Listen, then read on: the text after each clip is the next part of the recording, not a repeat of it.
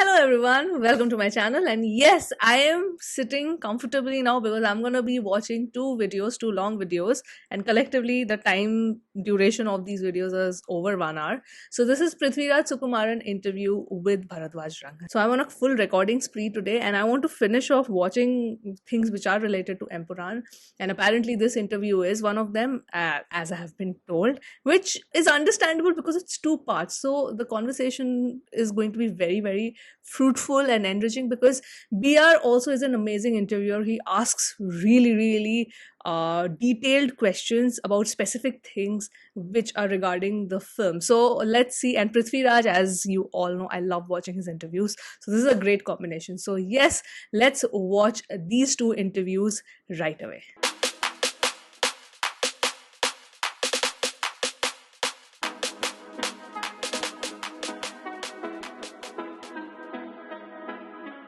Hello, Prithviraj. Hi. Welcome. He's here to talk about Rajamouli film that he's doing. He's going to give away the plot and all such details. Is that right? Or Which what? Which film? no, but seriously, when you put out a tweet saying, deliverables given, check Yeah. mark, something else, preparing for a new role, check Yeah. mark, Yeah. preparing for long dialogues in a thing that's not my native language, in a film that's not my native language, check mark. I'm nervous. Do you still get nervous when you do a film that is in a language that you're not terribly fluent in? I do, actually. Yeah. I do. Yeah. I mean, I get nervous when I'm doing a film in my own language sometimes. Okay. Yeah, I do. Okay. I think you become more nervous as you become more aware of your own craft and what it involves. I remember a story that Abhishek Bachchan told me when we were shooting for Ravan, because I remember it so clearly since it was about such a huge legend. Right. It was about Amitabh Bachchan sir. One day I remember we were talking about this film called, I think, Bagban or something, where Bachchan sir delivers this long monologue in the climax. And I was just telling him that, probably any other actor, it might have just come across as just so dramatic and not effective, but Bachchan sir just holds you, you want to cry with him, just holds you. So now I remember Abhishek telling me if tomorrow he's got like a scene where he's delivering a long monologue in Hindi, and Bachchan sir is probably the best in Hindi diction and all that. He apparently still the previous night holds that piece of paper, walks to and fro, and he learns and he studies. And I was like, wow, dedication. which is why maybe he's Amitabh Bachchan. But now, so many years later, I understand that process because it's just a craft, acting especially, I think. It's a craft where the more you discover yourself, the more you understand that you really don't know yourself as an actor. So I definitely get nervous. I see Mohanlal sir, Mammootty sir, all have that nervous energy. We were doing long back I did a film with Mammootty sir called Pokri Raja. Yeah. You played his brother or something? Yeah, I played his brother. Yeah. It was a smash hit, actually. So there's a scene where Mammootty sir was delivering a line, and that line was sort of improvised off paper just before shooting. So he called me to his caravan and he said, listen, I'm just going to say this. Do you think it's working? So I'm like, wow. I mean, so they have the doubt. They have their own doubts about what they're doing. And it's that self-doubt and that nervous energy, I think that's what makes an actor truly good. And I hope I'll get there someday, But I'm thinking I'm on the right path because I do get nervous. Right. You wrote this on Twitter after finishing Empuraan. You said, when I took up the challenge of directing a huge film like Lucifer, most of my well-wishers told me it wasn't the wisest decision I've made. Yeah. And as an actor, it's a foolish investment of time. Yeah. Why do you think they said that? I understand. And actually they meant well for me. It's not like they really meant well. All those people who told me, including, my very close circles, when I announced Lucifer, asked me, are you sure about this? It's going to take away at least 8 months from your acting career. And I was doing quite well as an actor. Thankfully, I'm okay here now. So people thought, you take away so much of time. I'm going to interrupt you there. You're not okay. You had Ardhajiv. Yes, BR sir and I are in complete sync. Exactly. I'm so glad that he interrupted him. And Guruvayur thankfully. So, I mean, that's being very modest. So I understand where they come from, because when an actor, usually directs a film, most of the times it ends up being a project that is to serve their own, want of creation, want of making a film. And the safer thing for me to do would have been to do a very indulgent, small, Silent. artsy film where I just wanted to explore myself as a filmmaker and all that. But I think, Or maybe even a bro daddy. no, Bro Daddy is even tougher if you ask me. The safest Comedy. thing would have been to do make a film and say, this is for the festival circuits and all that, so that I'm not putting it out there for judgment, with the public eye. But I think I chose the toughest thing to do because while announcing Lucifer, there were no two ways about it. I'm making the film just for one thing, for it to work in the theaters. And as little respect as that sadly gets, making a film that works in the theaters is the toughest thing to do, if you ask me. It is. So, And now, I know and that I think in today's ecosystem, it's even tougher because with the advent of OTT, people are not walking into the theaters. It's very, very difficult to pull the crowd in the theaters. Plus, it's not just the OTT. Let's not blame the OTT. It's also the rising cost of just going to the theater and having that whole experience. Say if you're a family of 4 and going to a PVR, I mean, with popcorn, with the travel amount, the tickets, yeah, it's going to be not cheap, basically. So that is also one more thing. And then people are thinking, okay, why should I just take so much hassle? It'll come in the OTT after 1.5 months, and I'm just going to watch it then. I'm just paying for the subscription. Why do I want to go to the theater? So now it's even more difficult. people spoke to me about it not being a very wise decision, they meant that in case I fail, the judgments and the remarks are going to be very, very harsh, and it will end up being I'd end up being in a position where I'd have spent so much time away from my acting career, and I've taken a decision that doesn't make any sense to me financially as well, and then end up in a place where I'm going to have to hear so many people bad-mouthing me about what I've done with the film. I knew all that, so I appreciate the concern, but it was something I wanted to do. I really wanted to make a film, and I wanted to really make a film that sort of works in theaters. I wanted to take up that challenge. Thankfully, it panned out the way it did. So yeah, here I am. But that's interesting because that to test the waters, you would think that a smaller film might be better. But you're working with a big star. A star whose every movie is judged with a microscope. Because it's like, Mohanlal is there, Mohanlal is doing this, Mohanlal is doing that. It's like, because he's not just a star, he's like a legend, right? So it's like, to take up the task of showcasing a legend in a new light, or whatever it is, that's like a real big challenge. No, it wasn't showing him in a new light or anything. I'm saying, to present him well. Yeah, but the fact is that when I did Lucifer in 2018, it was back then the biggest Malayalam film ever attempted. Ever attempted. So I also know personally, now that we are friends, we talk about it quite a lot, that my producer, Anthony Perumbau, got a zillion calls asking him, what are you doing? I mean, you're going ahead and making a film that is hitherto unheard of in terms of budgets and scale, and you're just going with him. He's got, how do you know he's going to be able to pull this off? Yeah. There were conversations in the industry about how maybe Prithviraj is also a filmmaker. He's got that thought process in him working. But that's not good enough to be trusting someone with a 30 crore film back in 2018. But I also thought that conviction from Mr. Anthony Perumbau and Mr. Mohanlal, that actually was a fuel for me. Through the making of Lucifer, I haven't had one single moment where I was doubted by my producer or by my lead actor. Whatever I wanted, whatever I thought I should be doing, it was always, if that's what you want to do, by all means. I remember I was supposed to shoot the tail end of Lucifer in a private charter terminal in Dubai, near Jebel Ali. It's beautiful. It's got like these about 100 plus private charter aircrafts and these amazing top-of-the-line private jets parked there, all belonging to oligarchs and all that. So it's amazingly cool to look at. And I had obtained permission to shoot there. And unfortunately, last moment, the script got rejected by the Dubai Film Commission because I don't know, the reason they said was it deals with the narcotics mafia and all that. I don't know. So last moment, I had to look at an option, and we had already announced the release date. So it was a friend of mine who suggested St. Petersburg. He said, there's a Russia and all that, and he had a friend in the consulate there. So I just told Mr. Mohanlal and Mr. Anthony Perumbau, I'm leaving to Russia. I'll go there, and in 48 hours, I'll give you a call. If the call is come, just get on a flight and come. This is actually what happened. Oh, interesting. I like that trivia. Mr. M.A. Baby, he's a politician in Kerala. He actually helped us to obtain the visas on an emergency basis. So I got my visa in like 24 hours, and Lal sir and the rest of the team got it in like 48 hours. And I just left to Russia. And Anthony Perumbal just gave me a credit card saying, yeah, whatever you need. And I went there in 2 days. I sort of set up the shoot, and I called Mohanlal sir and said, "Sir, just get on the next flight and come to Russia." That's the kind of trust that they had on me, which is priceless for a filmmaker. Yeah. And I'll forever be thankful for that. And that's exactly the kind of trust that Anthony Perumbal and Mohanlal had in me for this film also. I just really hope I live up to it this time also.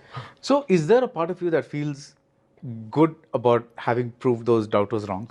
Yeah, of course. Yeah. I mean, I'd be lying if I say no. But more than proving the doubters wrong, actually, the feeling of happiness is more that, there's something that I've wanted to do for a very long time. Which is directing. Yeah, to make a film. And finally, I made a film. And I've told myself, your aspirations were rightly placed. You always had it in you to make a film. That is a true happiness. Yeah. The first His film... priorities are clear. It's not like, because sometimes, that is also a motivator for some people that, okay, I want to do something. There are 10,000 people around me who are saying, no, you're going to fail and this, that. And then you kind of get motivated through that, saying that, okay, you guys wait and watch. I'm going to prove every one of you wrong. And that becomes the main driver. Yeah, it might give you some temporary happiness if you do everything and you come out successful in your venture, and then you have proved everybody wrong. That happiness is very short-lived, is what I feel. But when you are coming from a school of thought where you say that, you know what, I'm just going to block out this chatter. I believe in this. I want to build something because I am passionate about it and I'm going to do it. So if you are coming from that kind of school of thought, it's a very different kind of happiness, which is very long-lived as per me, because you're feeding off your passion. You're not feeding off the surrounding noise. You're feeding off your internal happiness. So I like his clarity of thought here. film that I really ever said yes to directing was not Lucifer. It was a film called City of God, right, which later became a Lijo directorial. Lijo Jospelisheri directed it. He made a far superior film than what I had envisioned. It's a crazy film. I love it. I mean, it's one of my personal favorites, and I don't think it would have been that good if I had made that film. That's the first film I said yes to directing. But that's around the same time Mani Ratnam sir called me for Ravanan. So then I obviously sort of let go of that opportunity and I did Ravanan. And thankfully then Lijo did the film and made a beautiful film.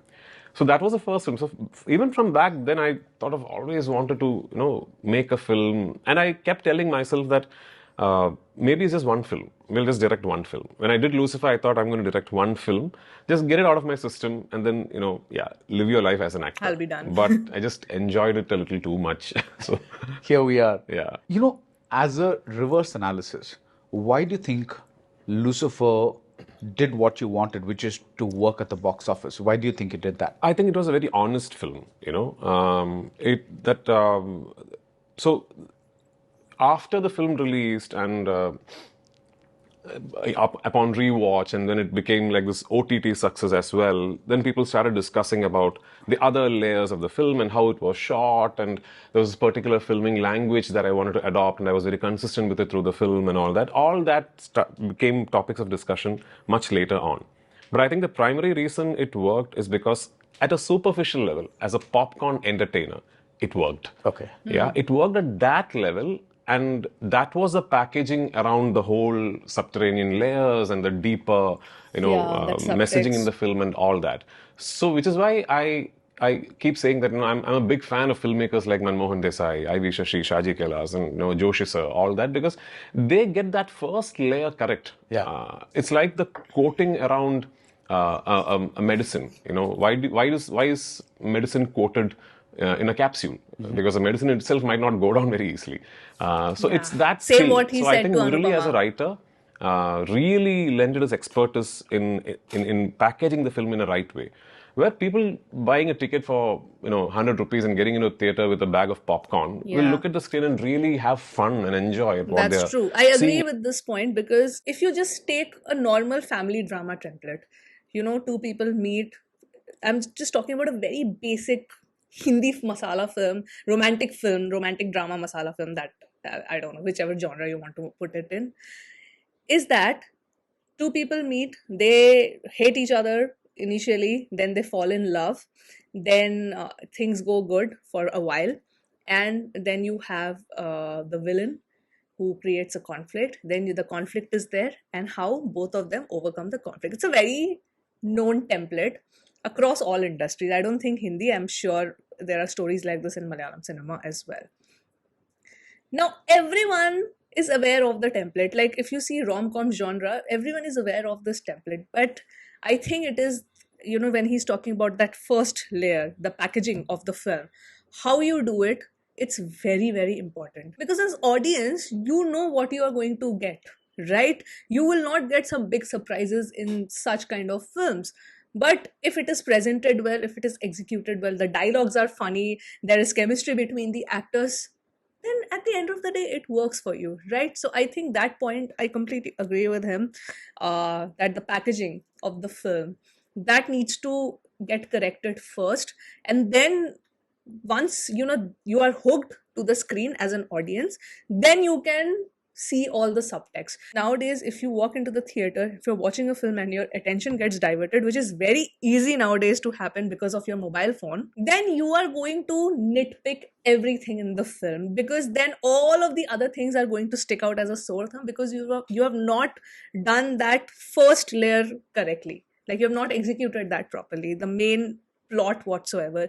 Because if that works well, then you go to the subplot and the subtext, and then as an audience you start appreciating those even more. But if you're not hooked to the main story, then yeah, it's all gonna go downhill. So that's where I agree with him. And hearing. And then when they start thinking of the film, they realize, oh, right, there's more to it than what we actually felt in the theater, which is what we've tried with Empuraan also. So I think these are the reasons maybe Lucifer. And then just I must be lucky. So I think there's hard work and all kinds of things, and then luck just plays one little part along the way. I agree. I mean, if I had to pick one faculty to hold onto for the rest of my life, would be my ability of diligence. That's the most rated in my view, and in all walks of life, from any profession, from cricket to to cinema, to anywhere. It's I always think it's hard work over natural ability. Which is why a Steve Waugh is a Steve Waugh and a Vinod Kambli is a Vinod Kambli. Well, that's interesting you say that. You don't think you have a natural ability? It's no, of course. I mean, even a Steve Waugh needs natural ability. Right. But how consistent it's like you are. Sachin Tendulkar has God-given. It's basically how you hone your skill. If you don't hone your skills consistently, then that natural God-gifted thing that you have been given, if you are good at something naturally, it's going to go to waste, right? Even ability.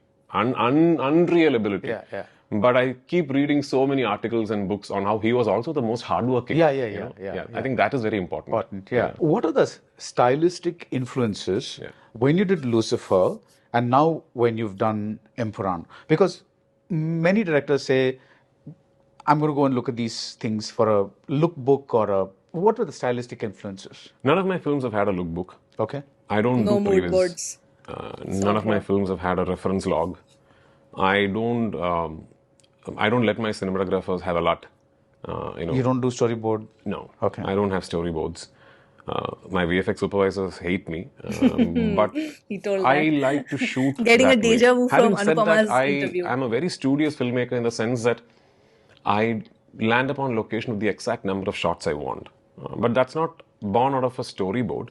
That's born out of the script. So I think if you closely follow the written text, the text will tell you how to shoot it. Okay. But you need to be able to closely follow it. And when I say closely follow, I don't mean by heart it. There is a layer of comprehension that you will have to bring to the written word. And if you understand it well enough, I think the written word will tell you, okay, now it's a track in. At this particular point, you need to be close up to the actor. This is where you need to cut away and show the audience this is where the actors are, I think the written text will tell you that. So when Murli... You know what? After Anupama's interview, listening to the Anupama interview yesterday, and now listening to this today, I am so tempted to have that note with me. Like, if I ever have the privilege to read it, but then again, I can't read Malayalam. Okay. Really gives me a script. I spend But I would about love at to least read 6 it. months writing my Nonetheless, own if somebody script, can which I call translate. the shoot script. And sometimes I change around scenes. I completely change around the construction of a scene. Sometimes I change a scene. I write a scene myself. And at the He end of should that release it as process, a book, then I give a I narration feel. back to my writer. Obviously, we disagree.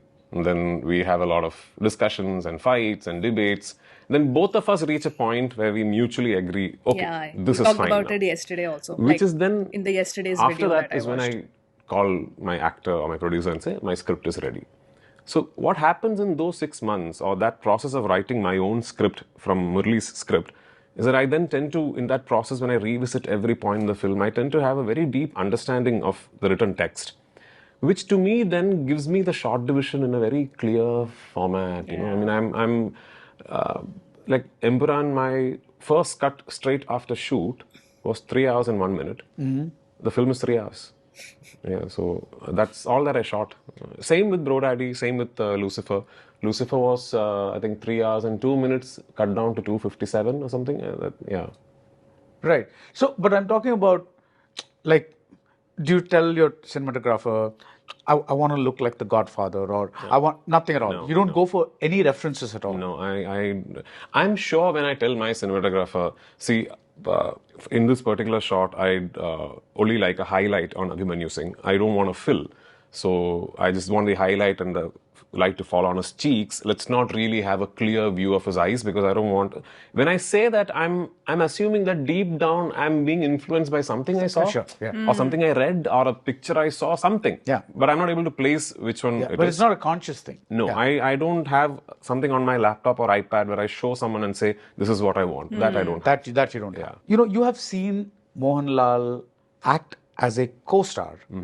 What is it like watching Mohanlal as a director Yeah. from behind the camera? Do you see things in him that you did not notice while you were acting opposite him?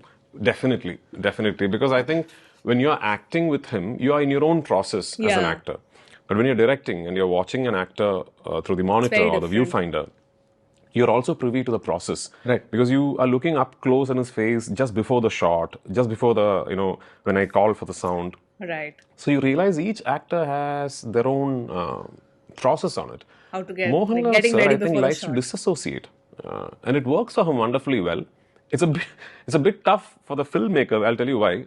Because he'd give you an earth-shatteringly good take, and let's say the focus is off a bit, and I'd call for one more, and I'll go and tell him, sir, the exact same thing. We just lost focus. He said, yeah, sure. He'll give you something completely different. And I'm like, sir, not this, what you did in the previous take. Oh, the previous take. Okay.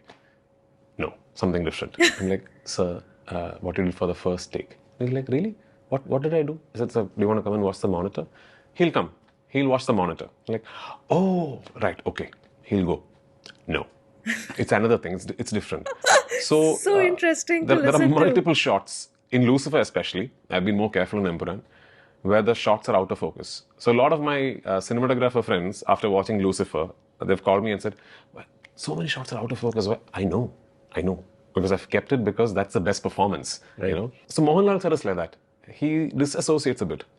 Vivek Oberoi, 18 takes, you can pick any take. He'll do the same thing.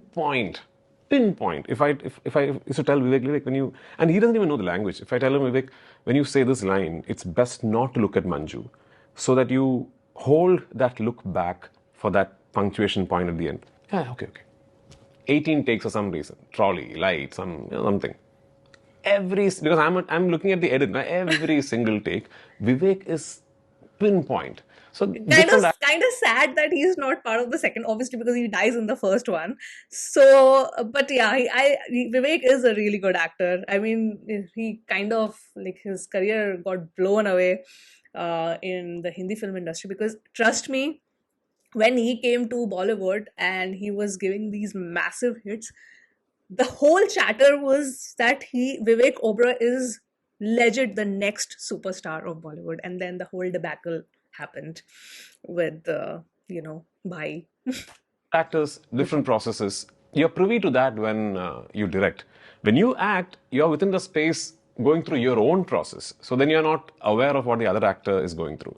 So that way, I think I'm assuming I'm a much better actor today, having watched so many actors go through so many great actors go through their processes and making me part of it, because they don't, as a director, they will pull you into their process. Yeah. And I'm thinking I'm going to take all that wealth and now that's going to serve me as an actor. I hope so, yeah. Tell me one scene, among many scenes, of course, but pick one scene in Lucifer, because Empuraan nobody's seen yet, so I don't want to ask you that, where you felt totally, this is a shot that Mohanlal is given really well. I really like. It's exactly what I wanted, and it's exactly what was in the script, and he's just given me what I wanted. Yeah. So when Lucifer starts, there is this whole build-up to the character, right, with this Govardhan Facebook Live.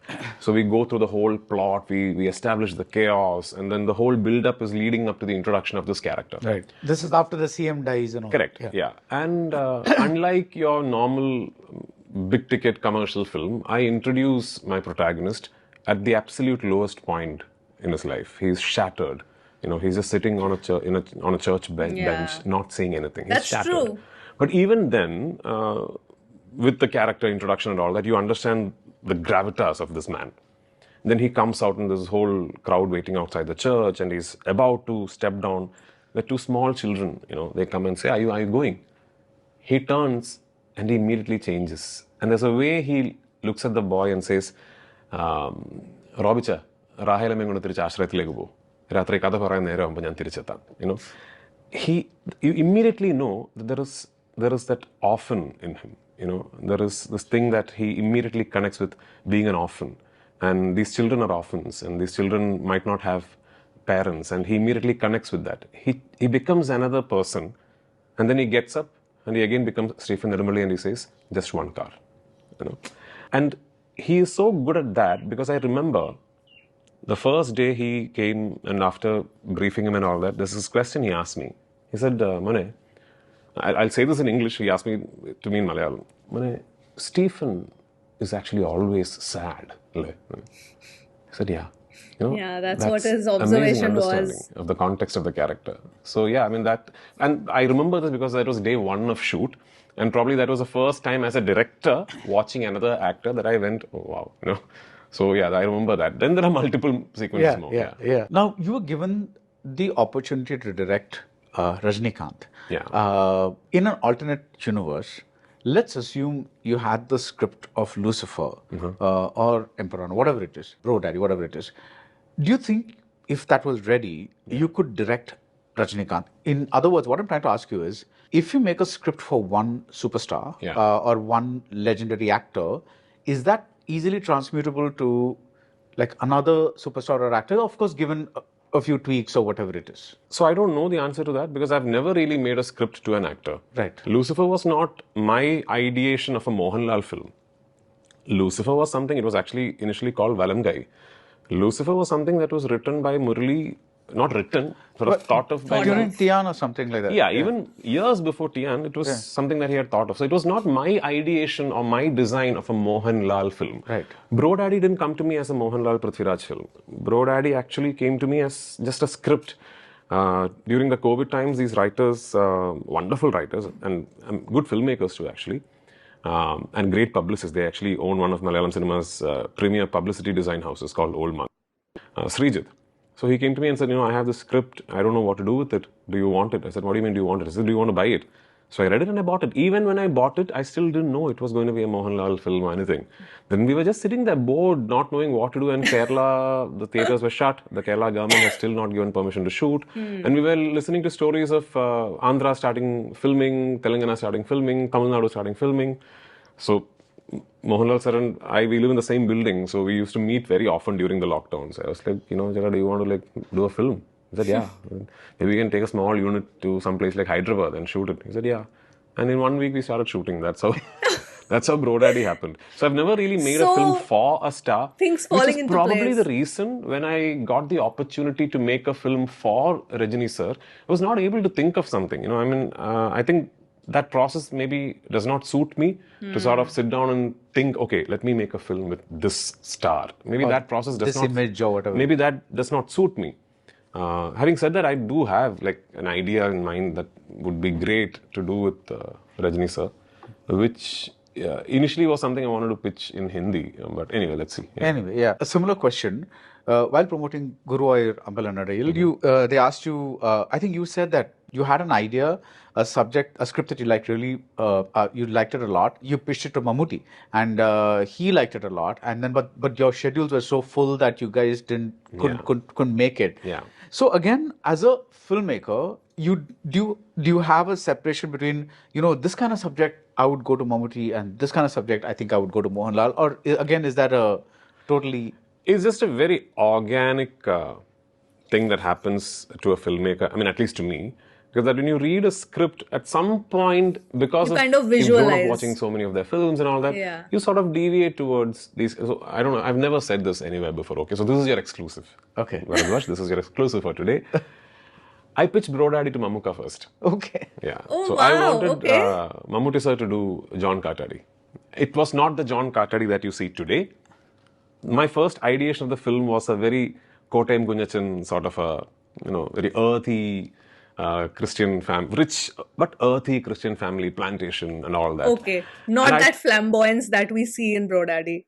thought it would be really cute to see Mamuka do this love-struck husband, and like head over heels in love, because nobody sort of associates that image with him, Yeah, at least yeah. off late.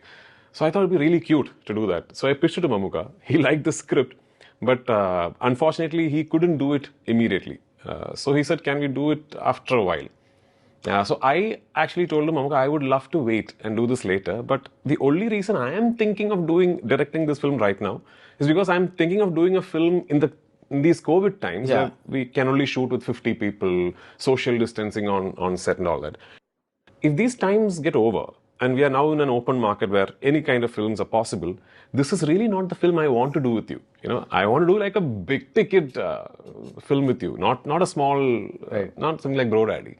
But I completely understood that he had already given his commitment to another film, which was being produced by a very, very close associate. George Ayrton was producing that Right. film. So there's no way I could just barge in and say, no, I want to do it immediately.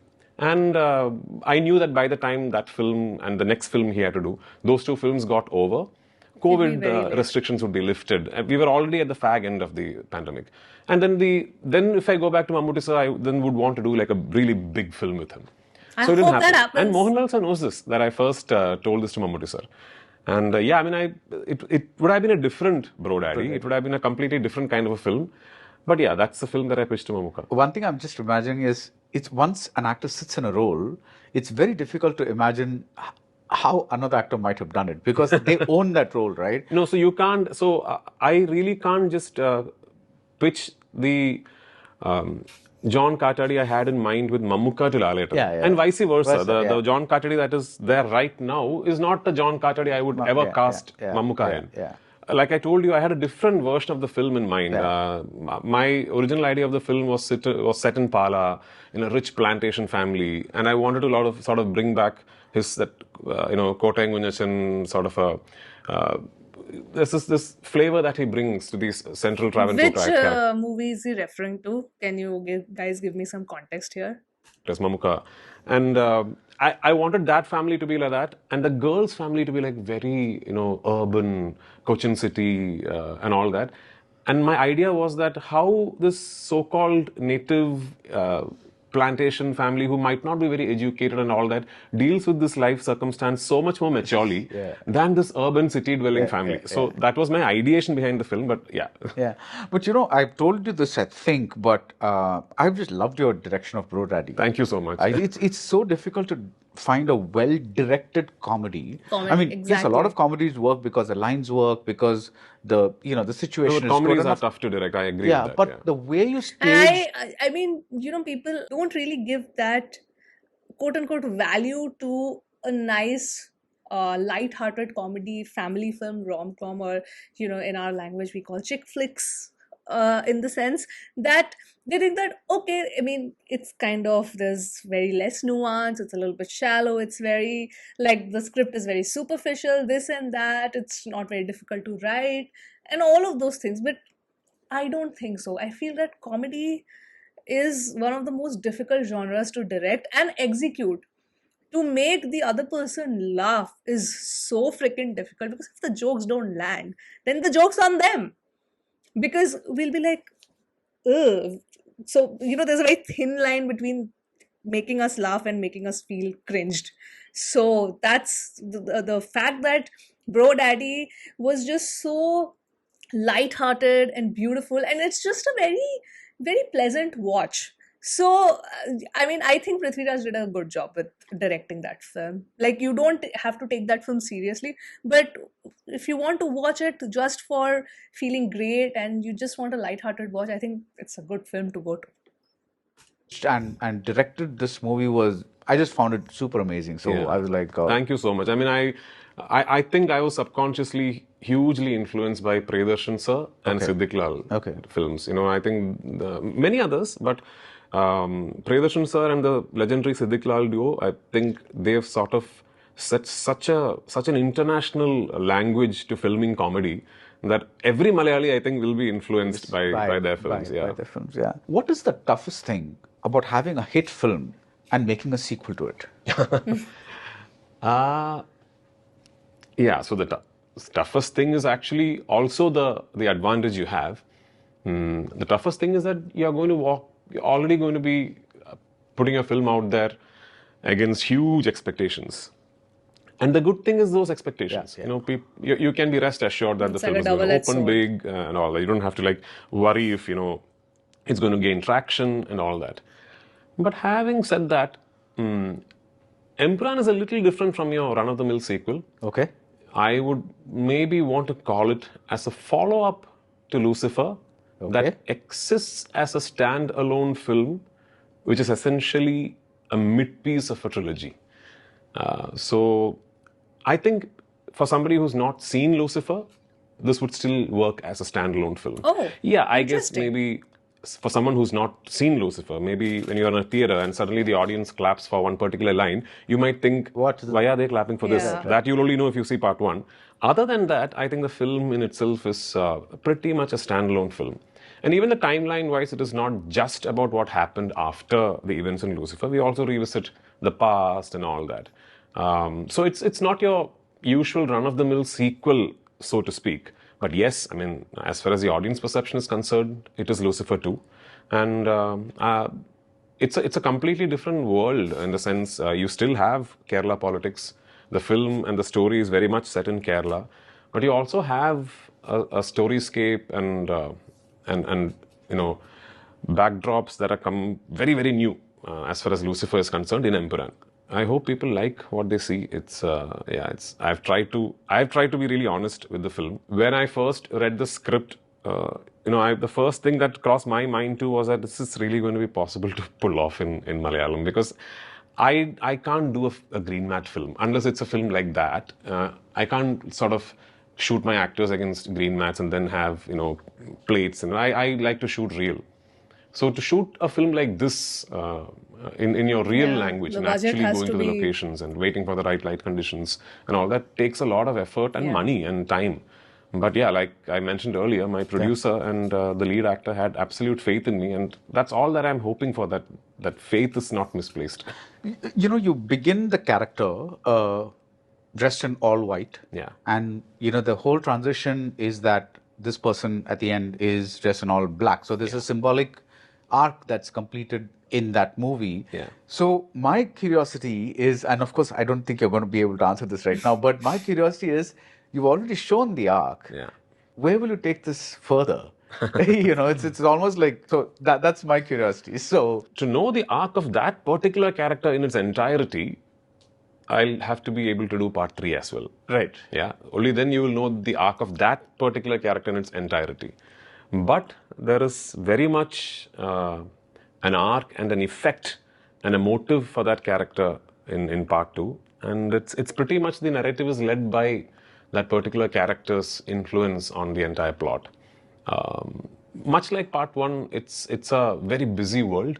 It's got a lot of characters and a lot of subplots, all joining together to what I hope forms a very coherent narrative storyline. Uh, it's not a film where any actor is going to be on screen for 3 hours. Yeah. You know, very much like part one. But the central character, make no mistake, is Qureshi Abram / Stephen Nedumbelli. Yeah, I want to talk about writing with Murali Gopi. You've done that quite a lot. Yeah. And fingers crossed I'll be able to talk to him. We're trying to work this out. Oh, you haven't done that interview? We haven't done that Oh, interview okay, yet. He's stuck in Trivandrum for some reason. So Yeah, I know. Yeah. He pitches something to you, right? Do you guys work on instinct, or do you have something like a Hollywood act structure in mind? Are you academic about it, or are you instinctive about it? So both of us have our own processes in the beginning. Murli is not somebody who, I know some writers like going and sitting some plays, or first they want to they'll say, Remove the I'm going writer's to write. block. So 3 months I'm going to, like say for example, Sachi. Sachi when he wrote would go to Mookambika and he'd be there for 3 months till he finished the script. It's a process. The same place every time. Yeah. There's a lodge there that he used to. Murli sits in his home. He sits in his home, goes nowhere. And the toughest part for him is Murli still makes more money as an actor, right? I mean, he is a fairly well-paid character actor in the industry. And when he starts writing, he finds it very difficult to go and act in another film. So he sort of shuts out. And his process is such that it'll take him maybe 1.5 years to write a script. But the actual writing is 3 days or 4 days. Right. And for someone ideation. watching it from outside, it might think like that for the 1 year, he's just hanging around doing nothing. Yeah. But he calls it cloud formation.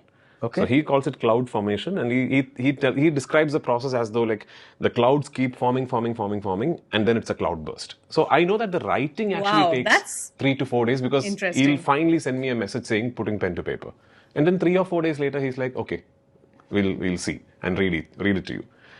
When once he does that, then I have my own process, which I do sitting in my home. I don't have a writer's room. I don't do that with 10 other writers or my assistants, nothing. Nobody is part of that process. It's just me, a pad, papers and pen, and then I do that. It could be 6 months, it could be 7 months, 8 months.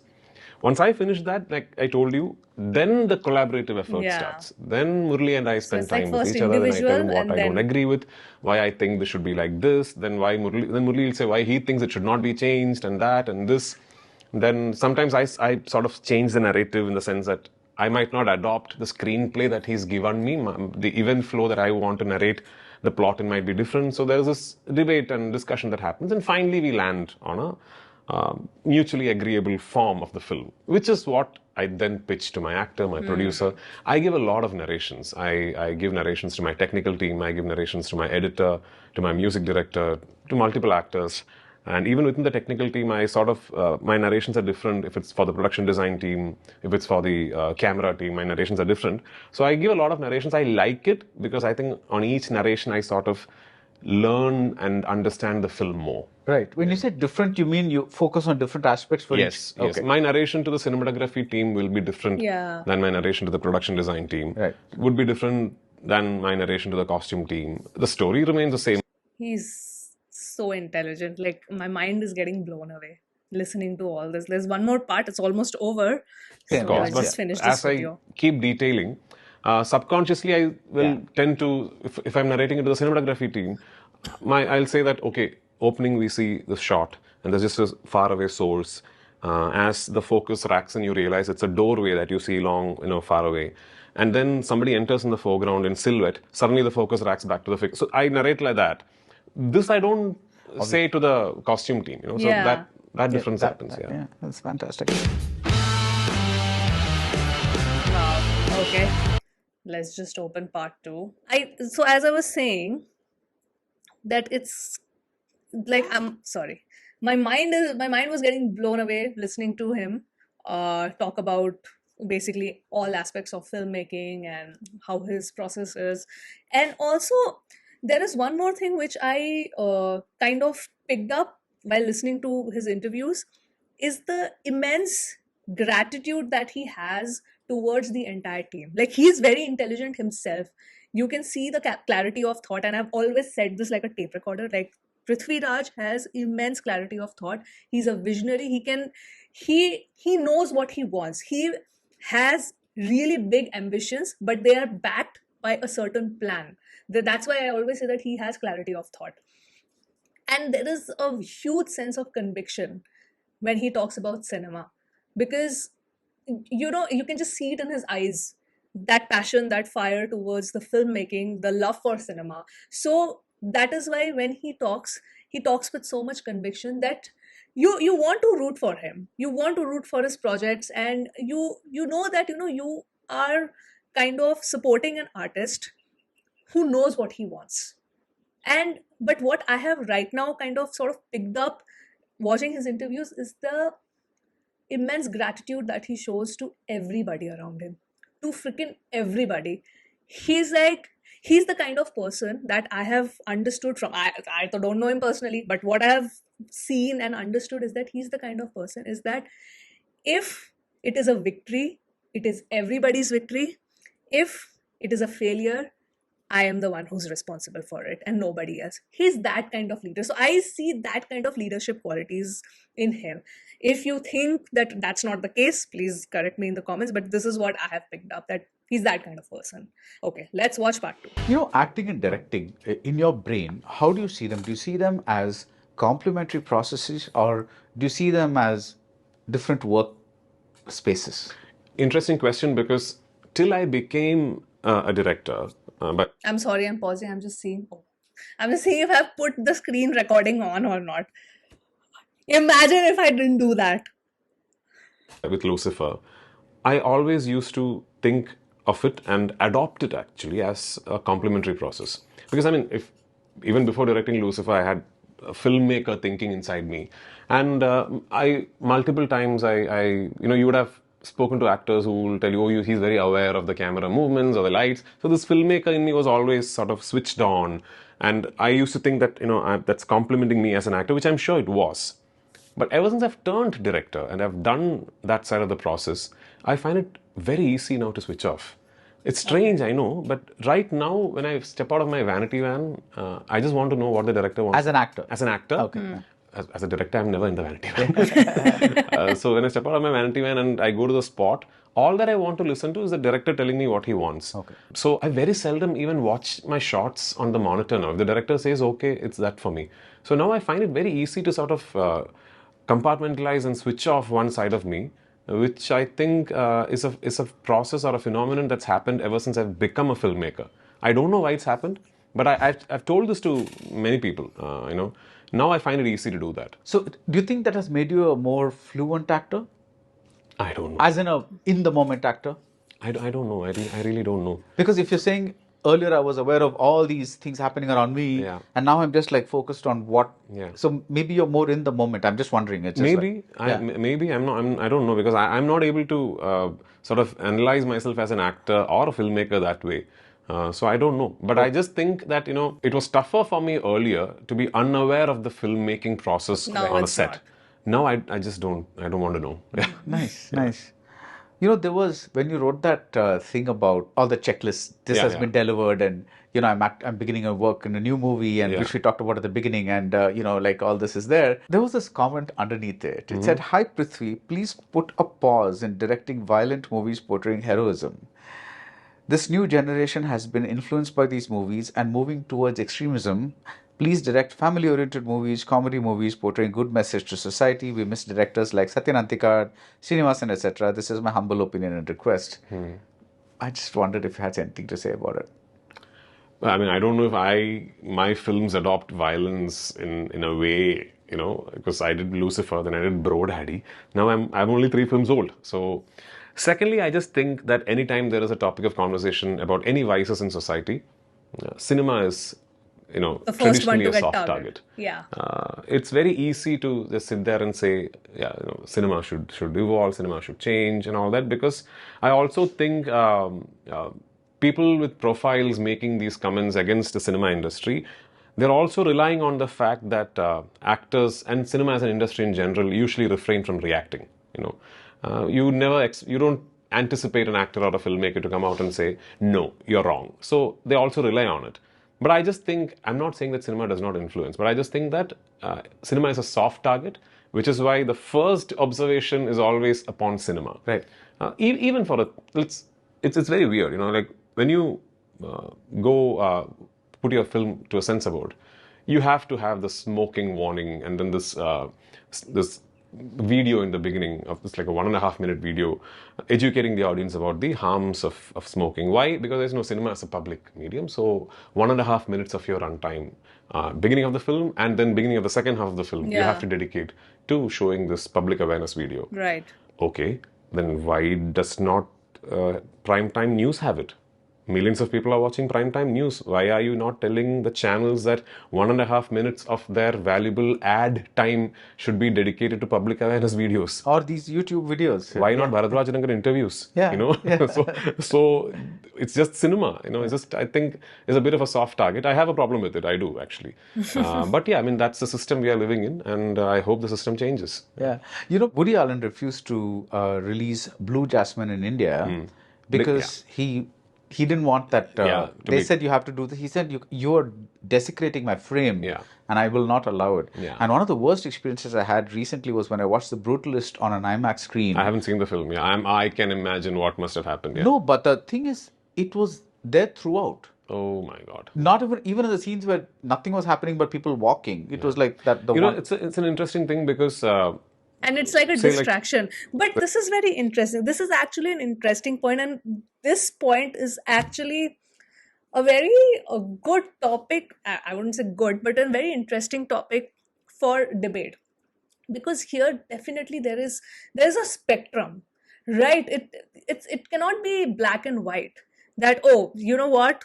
This movie is promoting violence. It shouldn't happen because it's negatively affecting the society. But I feel that cinema influences life and life also influences cinema.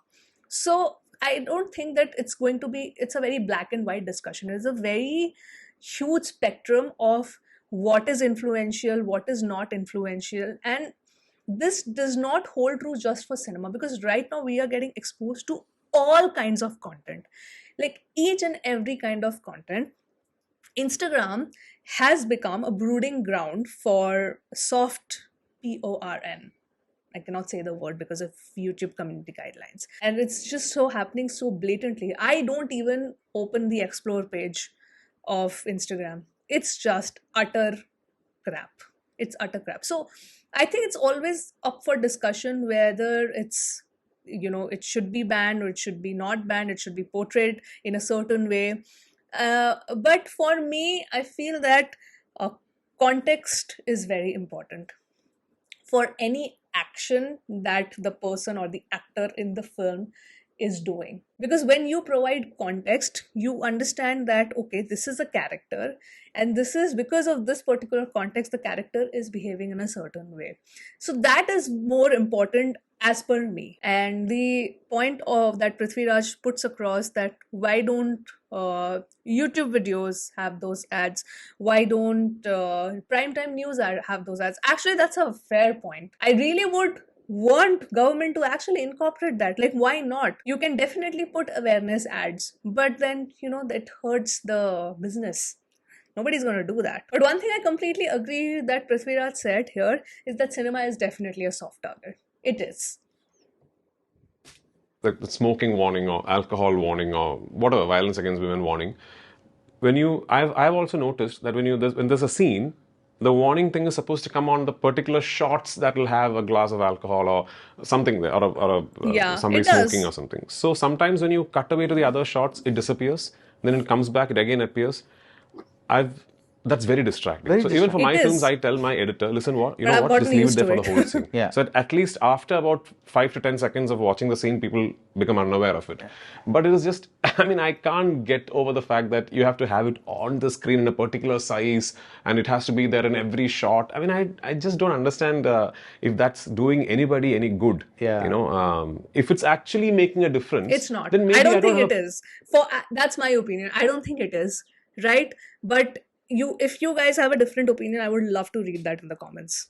Problem with it, but I don't believe it's making a difference. One actor I was speaking to about this, again, who was very angsty about this, said, if they really want to make a difference, they should stop the sale of single cigarettes. I don't know. I'm not a smoker, so Yeah, I don't know how smokers think and what influences them. But I You've just never smoked? No, I'm not a smoker. Not even like a try? No, I hate cigarettes, and I think I always hated my dad smoking, so maybe that's why. Oh, yeah. Yeah, a okay, lot. that's- I Maybe think that's that why I don't happens know. a lot. But it's the thing is, I don't really think that the purpose is served. I'm assuming it comes from a good place, that put it on cinema and people will be aware of. And it's a mass medium and all Yeah. that. Yeah. Cinema is not the only mass medium. Yeah. Yeah, Will exactly. you have the guts to tell every news channel that before your primetime news starts, you have to now play this 1.5 minute long video? Yeah. And every time, there's a 30-minute break and you cut away to an ad segment, before you come back to the news, you have to play the 1.5 minute video again. They will the news channels will lose revenue. Will you say that? You're not going to be able to say that because it's really expensive primetime Yes, airtime, right? they'll And lose cinema is revenue. also expensive. It's also really yeah, expensive. yeah. The brunt is borne by just this one industry. That is a problem. Yeah. When you act in a movie like Adajeevitham, Yeah. it's a lot of time, there's a lot of physical effort, you're losing weight, you're doing this, you're stuck in that place for a long time for no reason because of, you can't get out of there, whatever it is. Is there one corner of your brain that goes, I've gone through so much, I really want a reward for this. I want some good awards for this kind of movie. Is that something that you I'm going to sound like some kind of a monk when I say this, but I think I've done this long enough now, or maybe it's just my personality, that I really don't look forward to awards, if that's what you mean, and rewards. Yeah, if I get an award for it, great. I mean, the happiness, frankly, is momentary. The day you win the award, all the news channels will call you for a bite, and next day the newspaper headline will carry that, and the next day life is back to normal. There's no difference, but it's okay. It's nice. It's nice to have that. But as I have, I think, reached a point where, like, say, for example, Adajeevitham, right? What was I really wanting from the film? Number one, that the film should be made the way it was always envisioned. That purpose got served. Number two, I really wanted to give my best to the film, and I wanted to make sure that purpose when also the film got served. finally releases, people don't watch the film and think. I've said this before. My biggest worry was someone going up to Blessy and saying, you should have maybe cast somebody who was not so busy or something, who could have given more time to the film so that he could really invest himself more. I wanted to make sure nobody says that. Nobody, I think, will watch Adajeevitham and say, oh, Prithviraj didn't put in an effort. I don't think anybody will say that. That purpose got served. I was hoping that people like what I do in the film and they like my performance. I'm assuming generally people have liked my performance.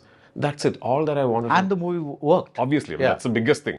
And what is it? The film should work. Millions of people across the world should come and watch the film. That purpose got served. That's it. And there's nothing more I really want from the film.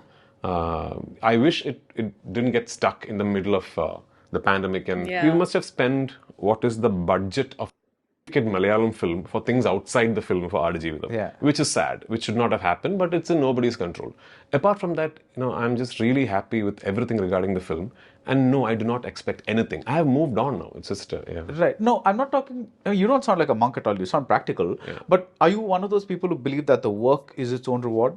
Yeah, absolutely. Okay. Absolutely. I've been doing this now for what? For 25 years or something. See, at this point, you need to be able to wake up and be looking forward to going to set. Yeah. The moment that sort of wanes off, I think everything is going to go on a downward spiral. Yeah. Which is the greatest lesson you can learn from these two legends in Malayalam. I'm talking about Malayalam because I come from that industry. Yeah. And I also had the privilege of watching these two men, go about their craft at a close quarters. Like, I keep thinking, nothing to prove. Like, it's not like Mohanlal and Mammootty are out there trying to prove to the world that they are great actors. It's okay, I mean, the world knows. Frankly, they have enough money for the next 3 generations to live comfortably. So what is it that's keeping them going? Yeah. They genuinely love being on set. They absolutely love, they're excited with the prospect of doing something new. And the fame is beyond them now. They don't really care about the fame. Another 20 crore paycheck is not going to bring any difference to their lives. Nothing. But they're just there because they love it. Yeah. That's a lesson, that love, that flame should never die. And it's well and truly burning inside me right now. I hope it burns forever. And I think that's a very important thought process or attitude to have if you want longevity in a field like this, because now it's extremely competitive. I keep saying this repeatedly, that the attention span of people has gone completely downhill, and the attitude towards fame is that we want instant fame. Like a lot of people nowadays, they want that instant fame, they want that instant virality. Like going viral is the new thing right now, which resorts people to do absolutely unhinged things. And even if you go viral because of that, that happiness is very, very short lived, because when you are doing something extremely unhinged, you are going viral. To maintain that level of virality and attention, you have to do something even more over the top. So that's very temporary and short lived. When you are in the entertainment business, not just films, I'm just saying overall in the entertainment business, I think with this kind of attitude is that you really love what you do. So even if you say have a failure, it will only serve as fuel.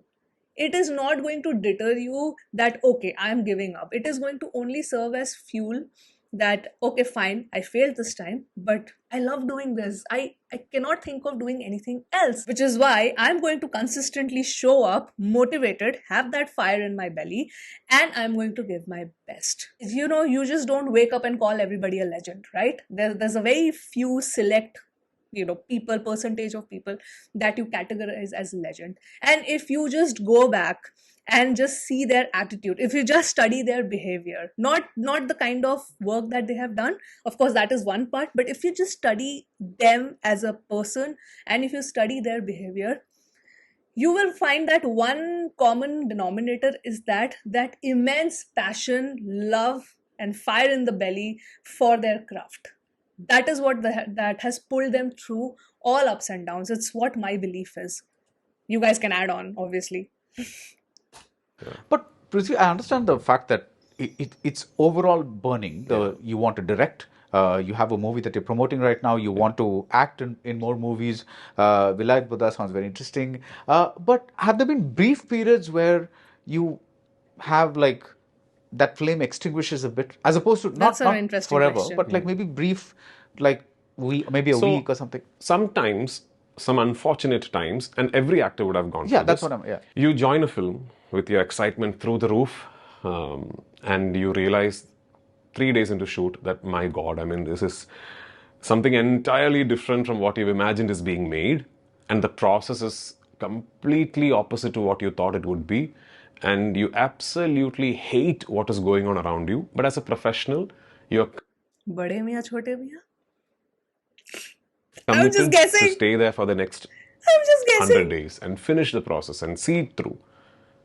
Those times, it's very, very tough to keep the fire burning.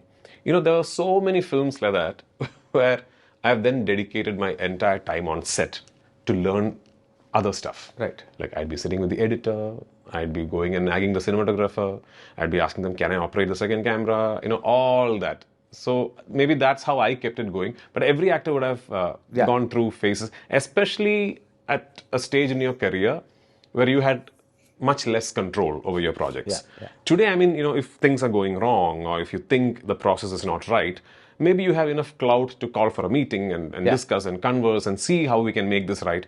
I've had at least 2 decades of my career where I was not able to do that. And even for the newer actors, I'm sure anybody you talk to, they would have 1 or 2 films where it's happened. Yeah. Those days, the flame sometimes just really struggles against the wind. When speaking of actors, you have this many actors in your both Lucifer and in Empuraan. You have a huge star cast. Now, when you're kind of making them do things against each other, how much of your own acting experience comes into that, or does it come in at all? Are you just being a director then? So, as an actor, I've basically acted out every character in my film, right? I mean, I have gone through an entire process of acting as Stephen Nedumballi. I've gone through an entire process of acting the whole script as Bimal Nair, and I've done all that. But I should also be aware of the fact that if there are 20 actors in my film, I don't want 20 Prithvirajs, So I need to tell myself that. So the best moments of directing usually happens when an actor really surprises you in a nice way. Yeah. Because you're set in your mind thinking, this is what that You particular want. actor's, I want that actor to do in this moment. And you're thinking that because you have done that as an actor in your mind. Then you call for action, he or she does something completely different. And for a moment, you're like, cut. And you're thinking for a second, is that okay? Yeah, actually, it's not only is it okay, it's much better than what I thought. Those are like the real moments of happiness. And I've had so many such moments, so many such moments. But the idea is to be always aware of the fact that the last bit of the process belongs solely to the actor. Okay. The actor's interpretation of the character belongs solely to the character. You have to tell yourself as a director that you can't go in there too and then start dictating what you want. You have to be able to let go of the character that you have conceived at that last bit of the process. You need to trust the actor and give it to them. Or else, if it's not working, you have to cast another actor for it. You can't go to that actor's process and say, no, I want you to change it. That, luckily, I've not had to have that conversation with an actor yet. All my actors have been wonderful in receiving what I wanted from them and then doing their own thing and making it truly their own. But me, even when I'm on set as an actor, I would really like that last bit of it to be my own and for the director to be Let go. able to like let me do my own thing and trust me too with it.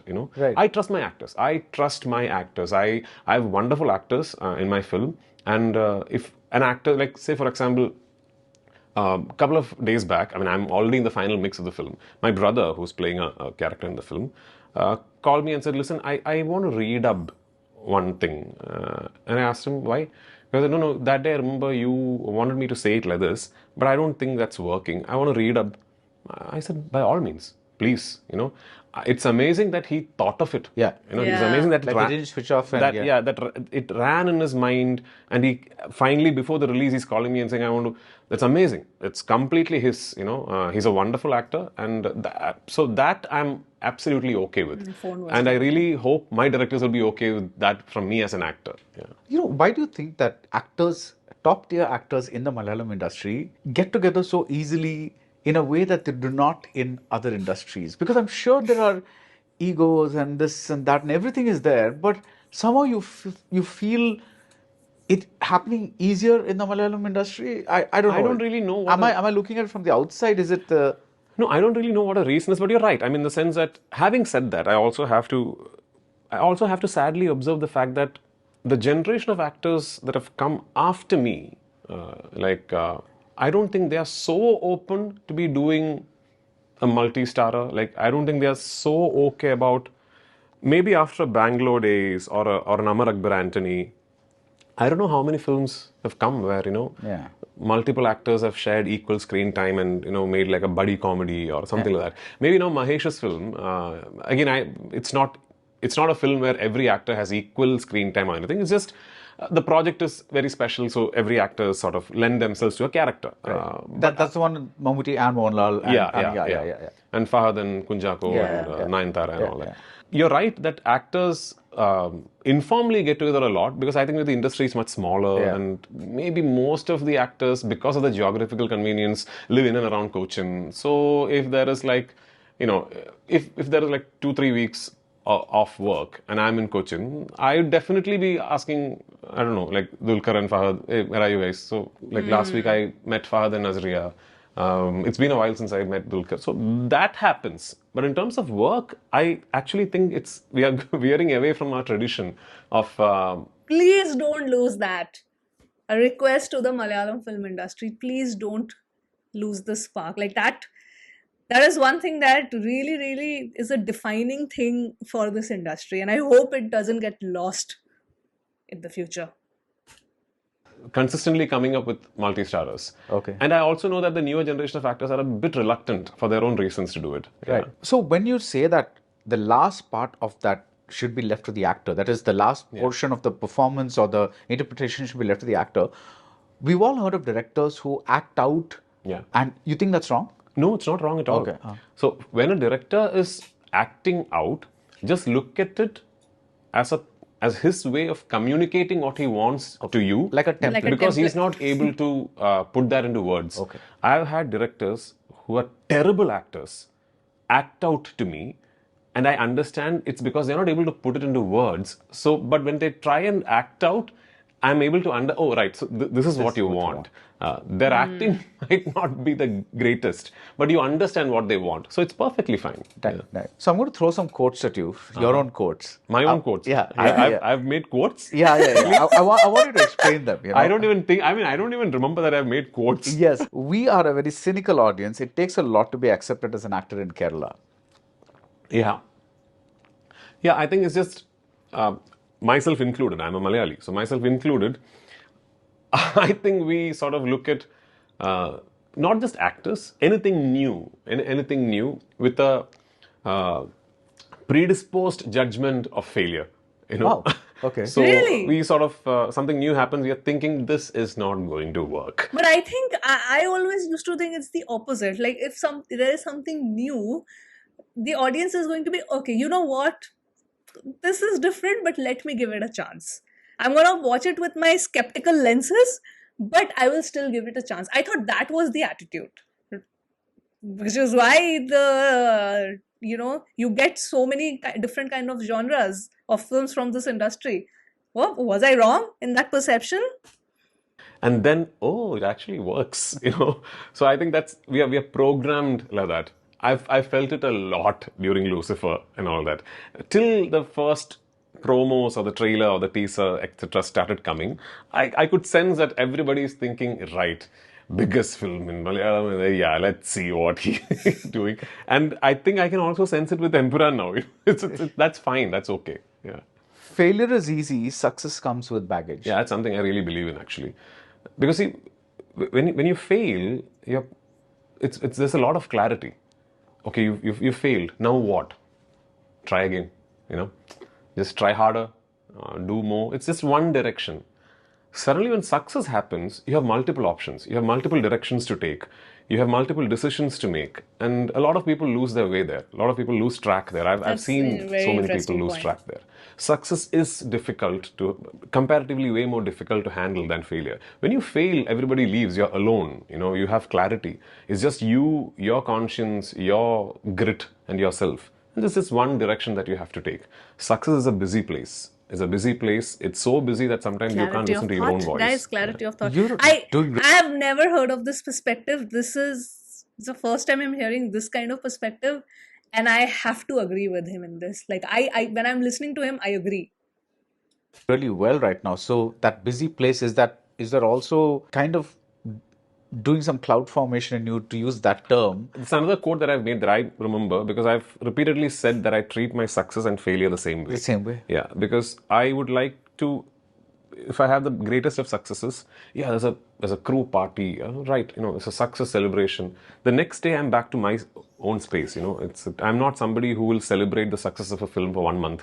I'm not somebody who will hang on to that, dopamine high of the success for too long. For me, if Empuraan releases on 27th and it's a grand success, I'll thank God for it. I'll be happy for it. I'll meet my crew and maybe have a meal with them.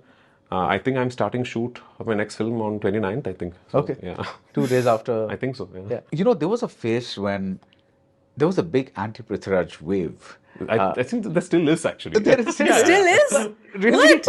So the anti-Prithviraj wave, I know you guys have only told me about it when I was kind of reacting to Prithviraj content initially when the channel started. You guys told me, and but it still is. I don't believe that. People would say, oh, he talks in English or something this, or he uses big words. This is like It's so funny about this, me speaking in English.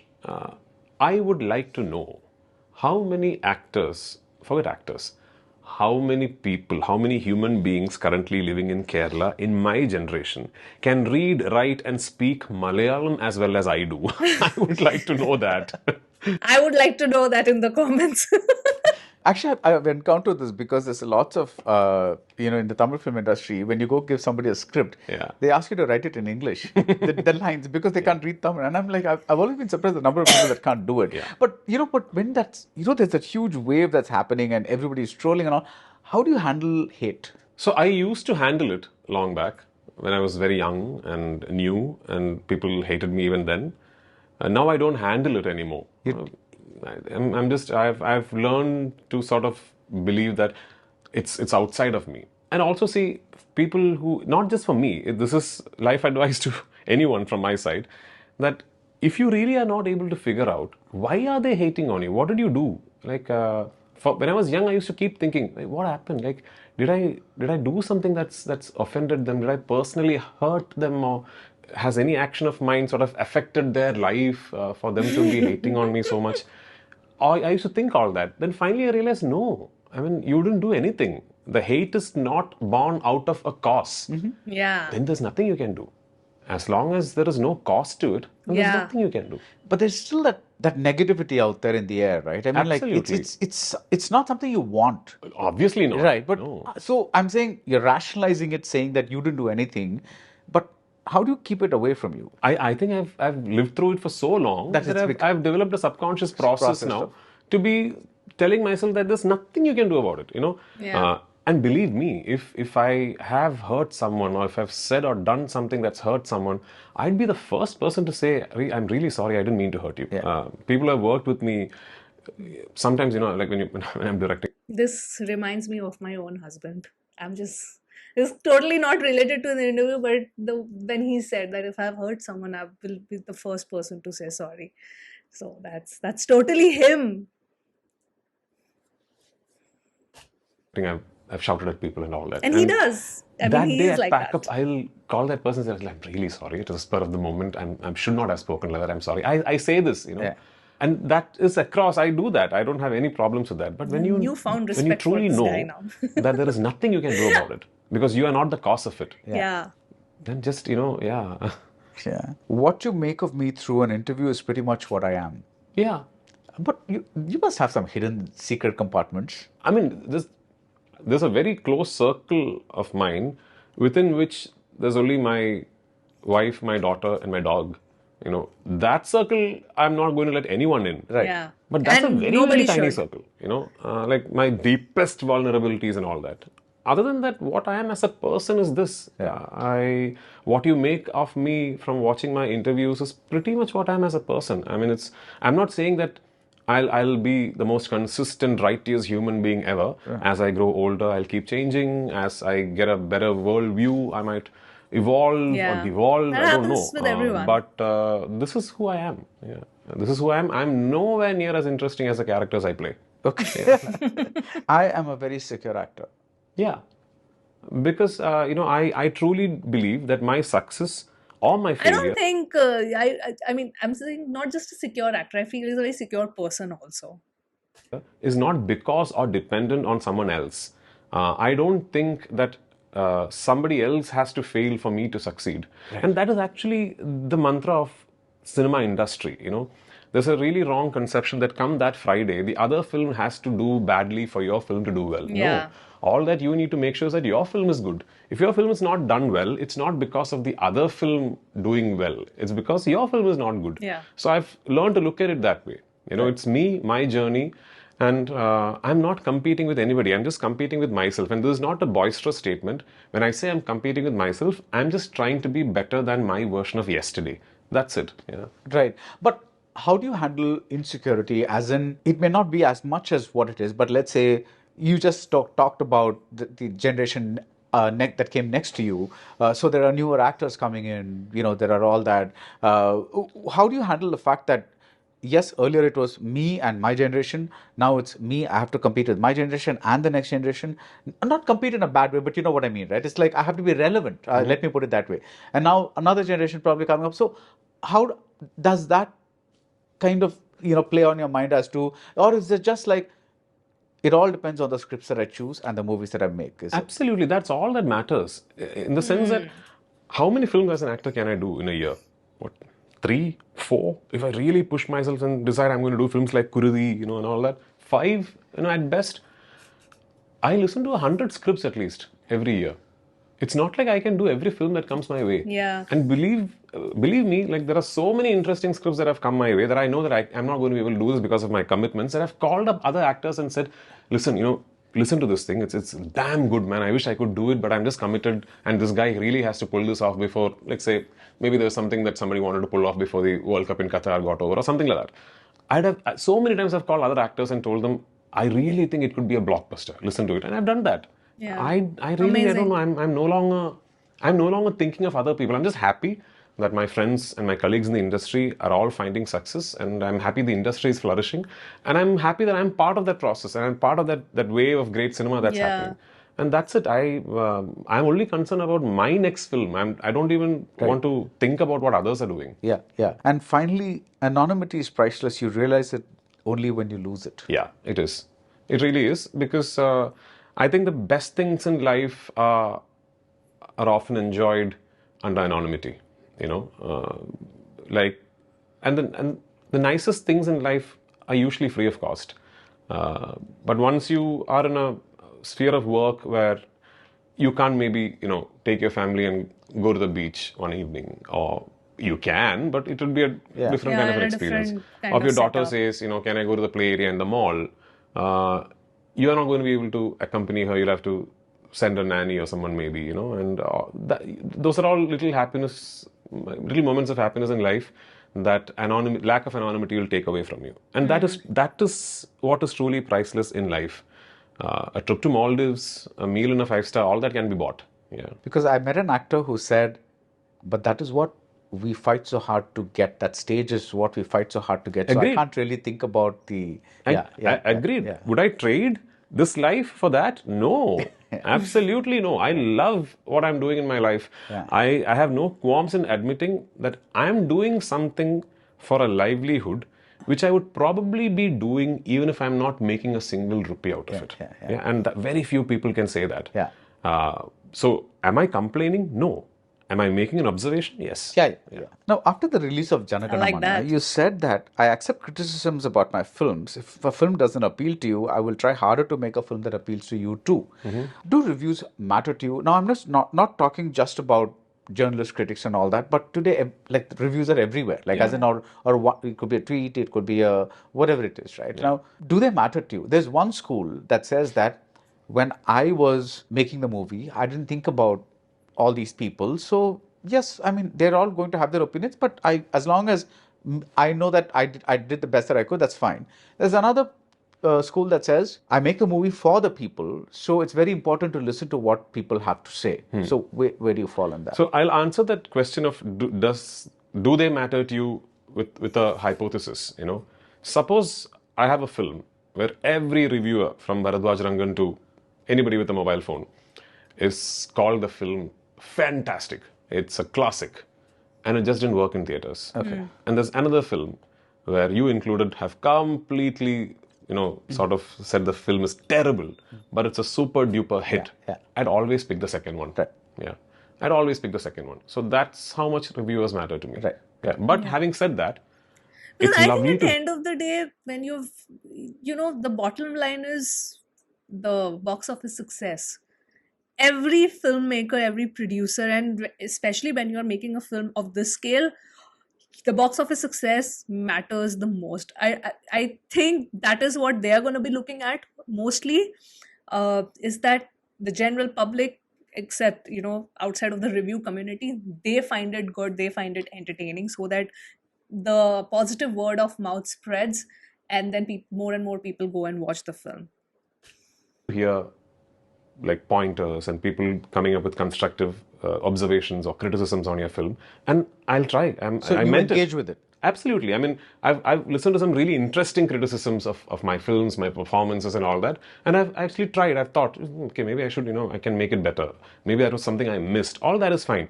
But is that what I'm doing, making films for? No, I'm not. Yeah. I would rather all my films get bashed by reviewers, but makes 100 crores at the box office. Yeah. I'd always have that, because that's what I'm doing cinema for. I'm doing cinema for lakhs and lakhs of people to come to the theaters and watch it.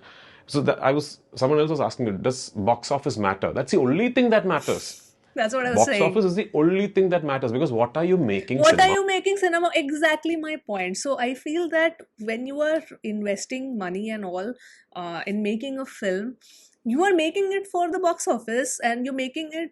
I mean, that's the bottom line. The whole thing of box office, why people run after box office. I think filmmakers have always ran after box office. It's like the same thing. Oh, why are you making? You are only making videos for views. Yeah. What did you think I was making videos for? Hmm. For people to come and watch your films in the theaters. Same. And if people do that, you will have box office numbers. Yeah. Yeah. So, I mean, the rest of it is just gravy. Everything else is a bonus. You like tomorrow, if I get a big award for Adajeevitham, it's only a small cherry on top of a lovely cake. That's it. Yeah. Yeah, yeah. And finally, Prithvi, if you could go back to the 20-year-old that debuted in Nandanam, I think I was 18. 18. I mean, but I think by the time it released, Nandanam you were was my third release. Yeah. Yeah, So yeah. you acted in first, but it was your third release. Correct, Yeah. correct. But if you could go back to that person, what would you say? It'll all be all right. Yeah. Okay. Yeah. There was a trauma there. Because I was not that I was some genius, but I was fairly good with my academics. You know, I mean, I wasn't somebody who flunked and all that. And my mom had spent quite a bit of money to fund my college education in Australia, because I wanted to do the specific course, and you know, I wanted to have the experience of living alone in a country and all that. And Okay. I was doing fairly well in my university. I didn't and I know was that, back for a that you summer were studying vacation. there. And which is when I got offered this one film. So the idea was I do that film within that vacation time and go back. But what I did not anticipate was that even before that film released, even before any of my film released, I think because there was a dearth of young heroes in the industry back then, on the shooting location of my first film, I must have gotten at least another 6 to 7 film offers, you know, and big directors and big producers. So it was like a big decision for me to make, and for an 18-year-old, it's a huge decision to make. How do I not like sort of drop my studies, or what is it? So I actually I don't know if every foreign university has this, but my university had the option of telling them I want to take 6 months off and I'll rejoin the same semester, like in the next semester. I'd send that email, the university had agreed to it and all that. I should give credit to my mom for it. I finally mustered the courage to ask my mom that, you know, like I think I really like what I'm doing in like, cinema. So what do you think? Should I just drop and go back and finish my studies, which is another 2 years, and then come back and do it? My mom asked me, okay, so if you stop this and go back to your studies and you finish your degree, and 2 years later, when you come back, you have a film offer, will you do that? I said, I definitely do it. Then do it now. Then she said, then don't go, because maybe 2 years down the line you might not have that offer. So I said, yeah, okay. So I should give my mom credit for it. Amazing. Yeah. I'm just going to leave you with one small manifestation that I'm going to do. Okay. I want Prithviraj Sukumaran to act in a movie by Girish Shetty. Oh, I would so love Bye. it. Sukumaran to act in a movie by Girish Shetty. Oh, I would so love it. What a fantastic filmmaker, man. I mean, great writer. I don't know him personally. I've never met him. I've never spoken to him. But my God, what a filmmaker. Like, oh, he's one of the best we have. As something about this combination is just like, you know, I don't know. I just So Please, Girish to me please, truly is one of the comments. finest filmmakers we have. Because it's just incredibly tough to make the kind of films he does. Yeah. And to get it right so consistently, he must be a genius. Yeah. All the best for Empuraan. Thank you so much. Thank you so much. Always a pleasure talking to you. Thank you so much. Thank you. Yeah. Wow, that was a one long video. I don't know how many because I've paused multiple times. So whew, that concludes both the interviews. I have to sit and edit it now quickly, so I posted today itself. But I think this was very, very enjoyable, and it's always a pleasure to listen to him talk. And BR is a phenomenal reviewer and interviewer as well.